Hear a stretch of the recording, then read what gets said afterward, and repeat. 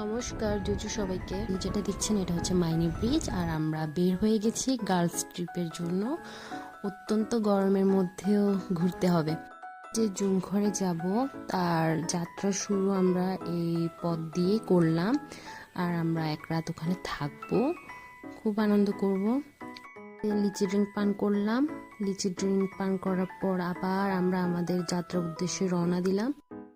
অনেকক্ষণ হাঁটতে হাঁটতে কাদামো রাস্তা পেরিয়ে পাহাড়ের উচ্চতা, কিছু কিছু জায়গায় রেস্ট নিয়েছি, আর কিছু কিছু ক্লিপস নিয়েছি ভিডিওর জন্য।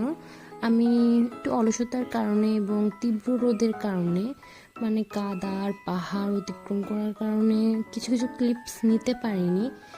প্রকৃতির সৌন্দর্য দেখতে দেখতে আমার ছায়ার সঙ্গী হয়ে হাঁটা শুরু করলাম। আর একটা জায়গায় রেস্ট নিলাম হাঁটার পরে, কিছুক্ষণের বিরতি আর কি। জায়গাটা যেহেতু অনেক দূর, অনেক হাঁটতে হবে, পাহাড়ে না গেলে কখনোই পাহাড়িদের সংগ্রাম সম্পর্কে আসলে ধারণা করা যায় না। এত তীব্র গরমে টাটকা টাটকা ফল এত দূর থেকে বাগান থেকে বয়ে নিয়ে আনে।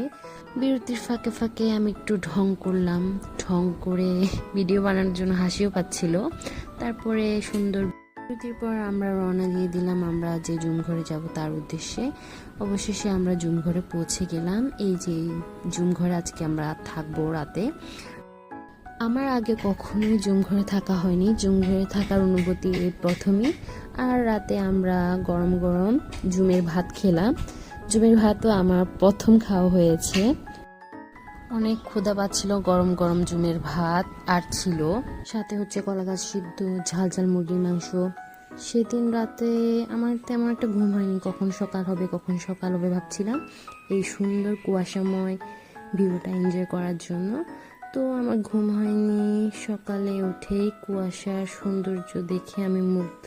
সকালবেলায় সবাই উঠে গেলাম, উঠে যাওয়ার পরে সবাই আড্ডা দিলাম কিছুক্ষণ। তারপরে আমরা রেডি হতে যাব, কিছু সুন্দর ছবি আর ভিডিও করব। ছবি এবং ভিডিও তুলবার পালা শেষ। তারপরে রওনা হব বাসার উদ্দেশ্যে। পথে আস্তে আস্তে ঝর্ণার দেখা পেলাম।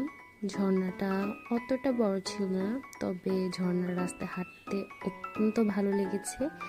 আর ঝর্ণাটা যদি বৃষ্টি হতো তাহলে আরও অনেক সুন্দর ভিউ পাওয়া যেত।